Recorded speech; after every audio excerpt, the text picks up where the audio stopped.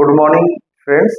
Previous दो videos में हम ऑलरेडी डिस्कस कर चुके हैं कि स्पाइनल कॉलम में कौन कौन सा डिजीज कॉमन होता है और कमर का दर्द और गर्दन का ही दर्द की शिकायत सबसे ज्यादा क्यों होता है। आज हम बात करेंगे इसके इलाज के बारे में।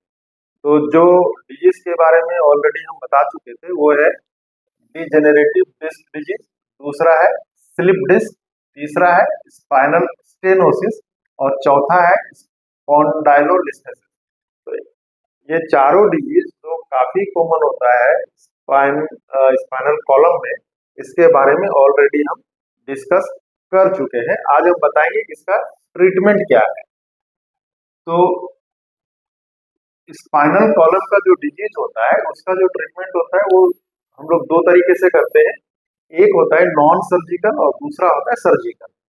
तो पहला हम बात करेंगे नॉन सर्जिकल यानी जिसमें सर्जरी की जरूरत नहीं होता है। और ज्यादातर जो स्पाइनल कॉलम का डिजीज है वो नॉन सर्जिकल अप्रोच से ही ठीक हो जाता है। यानी ये 90 to 95%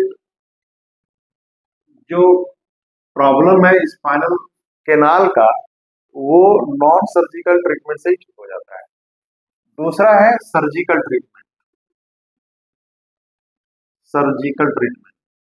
ये जो सर्जिकल ट्रीटमेंट है ये बहुत ही फ्यू केसेस में जरूरत पड़ता है और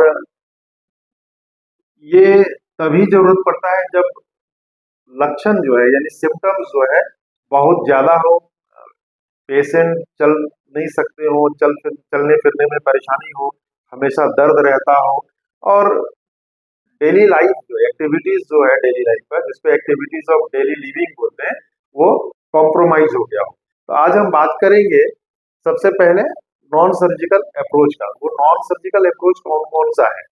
तो इसमें जो पहला हम लोग पेशेंट को एडवाइस करते हैं कि पहले आप डाइट को कंट्रोल करिए। पहला होता है डाइट, यानी आपको कौन सा डाइट लेना चाहिए। तो अगर स्पाइनल कैनाल का प्रॉब्लम हो या स्पाइनल कॉलम का प्रॉब्लम हो या स्टेनोसिस हो या जो भी स्पाइनल प्रॉब्लम हो उसमें हम लोग सजेस्ट करते हैं कि आपको हाई प्रोटीन डाइट लेना चाहिए। हाई प्रोटीन डाइट से क्या होता है कि आपका इम्यूनिटी बूस्ट हो जाता है।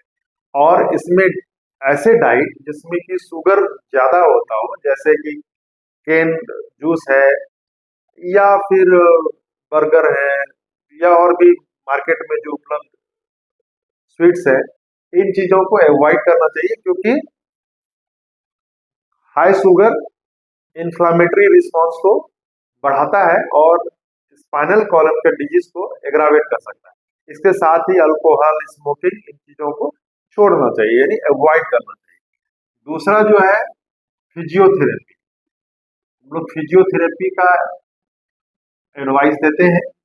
फिजियोथेरेपी में generally hot air bag, hot water bag का इस्तेमाल करने के लिए हम लोग बोलते हैं। फिर आइस ट्रीटमेंट भी होता है, आइस पैक का इस्तेमाल करने के लिए बोलते हैं।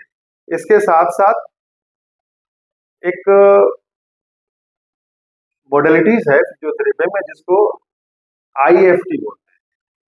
तो तीन तरह का फिजियोथेरेपी हम लोग एडवाइस करते हैं। Hot water bag, hot water bag. दूसरा है cold compression treatment, cold compression treatment. और तीसरा है IFT, एक तरह का मोडालिटीज है फिजियोथेरेपी का जिसमें इसका इस्तेमाल करते हैं। तो अगर डाइट को मॉडिफाई कर दिया जाए, फिजियोथेरेपी कराया जाए, उसके साथ साथ अगर आप एक्सरसाइज करते हैं, एक्सरसाइज एक्सरसाइज जैसे कि फ्लेक्शन एक्सरसाइज होता है, एक्सटेंशन एक्सरसाइज होता है, उसी तरह कोर स्ट्रेंथनिंग एक्सरसाइज होता है। तो तीन तरह का एक्सरसाइज होता है। अगर वो एक्सरसाइज आप करते हैं तो इससे भी आपके स्पाइन में जो परेशानी है वो खत्म हो सकता है। चौथा है कि अपना जो पोस्चर है उसको मेंटेन रखें, यानी बैड पोस्चर को अवॉइड करें। अपना पोस्चर को ठीक रखना है, यानी स्पाइन को सीधा रखना है, जब भी आप बैठें तो उसको स्ट्रेट रखें, और बैड पोस्चर में आप बिल्कुल ना बैठे। दूसरा है कि कंटिन्यूअस पोस्चर में भी नहीं रहना, जैसे कि अगर आप खड़े हैं तो पूरा बहुत 6-7 घंटे तक खड़े नहीं रहना है। अगर आप बैठे रहते हैं तो बहुत देर तक बैठे नहीं रहना है। तो अगर आप पोस्चर को मेंटेन करते हैं और कंटिन्यूअस पोस्चर को अवॉइड करते हैं, तो ये भी आपके स्पाइनल कॉलम का जो प्रॉब्लम है उसको ठीक करता है। इसके साथ साथ ही कुछ हम लोग इंजेक्शन भी देते हैं स्पाइनल कॉलम के अंदर। वो जो है टारगेटेड इंजेक्शन होता है, जिस एरिया में नर्व का इरिटेशन होता है उस एरिया में हम लोग ब्लॉक कर देते हैं, जिसके कारण जो पेन है आपका वो खत्म हो जाता है। तो उसको हम लोग बोलते हैं स्पाइनल इंजेक्शन, स्पाइनल इंजेक्शन। तो ये इंजेक्शन जो है, जैसा कि हमने बताया कि टारगेटेड होता है, जहां नर्व रूट का कॉम्प्रेशन होता है वहां पे हम लोग देते हैं। और ये छठा जो है रेस्ट। तो जब भी स्पाइनल कॉलम में प्रॉब्लम होता है तो नॉन सर्जिकल ये अप्रोच है। अगर ये सारा अप्रोच को ठीक तरीके से अपनाया जाए तो 90 to 95% जो पेशेंट होते हैं वो नॉन सर्जिकल ट्रीटमेंट से ठीक हो जाता है। नॉन सर्जिकल ट्रीटमेंट से ही ज्यादातर स्पाइनल कॉलम का परेशानी दूर हो जाता है। तो सर्जिकल ट्रीटमेंट कहाँ कहाँ जरूरत पड़ता है, ये भी जानना आपको चाहिए। सर्जिकल ट्रीटमेंट कहाँ कहाँ जरूरत पड़ता है। तो पहला जो डिजीज था वो मैंने बताया था disc degeneration, disc degenerative disease, degenerative disease, disc degenerative disease, ये नॉन सर्जिकल अप्रोच से ही ठीक हो सकता है। दूसरा है स्लिप डिस्क, स्लिप डिस्क। इसमें क्या है कि 98% जो स्लिप डिस्क के पेशेंट हैं, 98% ये नॉन सर्जिकल अप्रोच से ठीक हो जाता है। ओनली 2% में सर्जरी का जरूरत पड़ता है, सर्जरी का जरूरत पड़ता है। इसके बाद है स्पाइनल स्टेनोसिस, स्पाइनल स्टेनोसिस। इसमें भी ज्यादातर केस नॉन सर्जिकल अप्रोच से ही ठीक हो जाता है, लेकिन अगर एमआरआई में स्पाइनल कैनाल का जो डायमीटर है वो बहुत ज्यादा कम हो जाए तो, और लक्षण बहुत ज्यादा आ जाए, तो उस वक्त स्पाइनल कैनाल स्टेनोसिस या स्पाइनल स्टेनोसिस जो होता है इसमें सर्जरी की जरूरत पड़ती है। तो वो कौन सा कंडीशन है, जनरली जो स्पाइनल कैनाल होता है उसका जो डायमीटर है वो 17 mm होता है, 17 mm होता है। तो अगर ये 17 mm से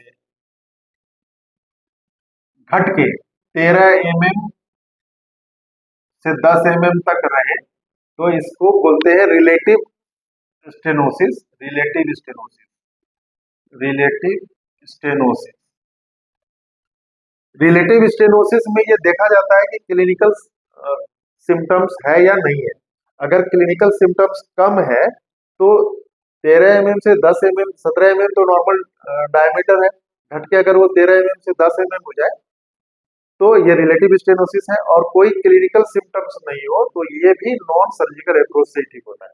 लेकिन अगर रिलेटिव स्टेनोसिस में काफी ज्यादा क्लिनिकली पेशेंट पेन में हो, चल नहीं सकता हो, चलने में परेशानी हो, या चलते चलते कुछ कदम चलने के बाद थक जाता हो, चल नहीं पाता हो, तो वैसे कंडीशन में रिलेटिव स्टेनोसिस में भी सर्जरी का जरूरत पड़ता है। और अगर ये डायमीटर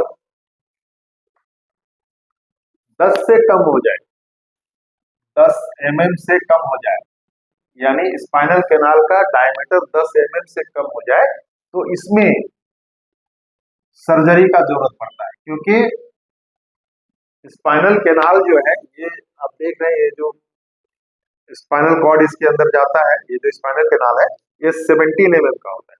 अगर घट के ये 10 mm का रह जाए, 10 mm का रह जाए, तो स्पाइनल कॉर्ड जो है वो कॉम्प्रेस होता है। इस कंडीशन में इसमें सर्जरी की जरूरत पड़ता है। तो मित्रों आप देख रहे हैं कि ज्यादातर जो स्पाइनल कॉलम का प्रॉब्लम है वो नॉन सर्जिकल अप्रोच से ही ठीक हो जाता है। तो बहुत ज्यादा घबराने की जरूरत नहीं पड़ती है कि स्पाइन में प्रॉब्लम हो गया, डॉक्टर ने सर्जरी बता दिया, अब क्या करें।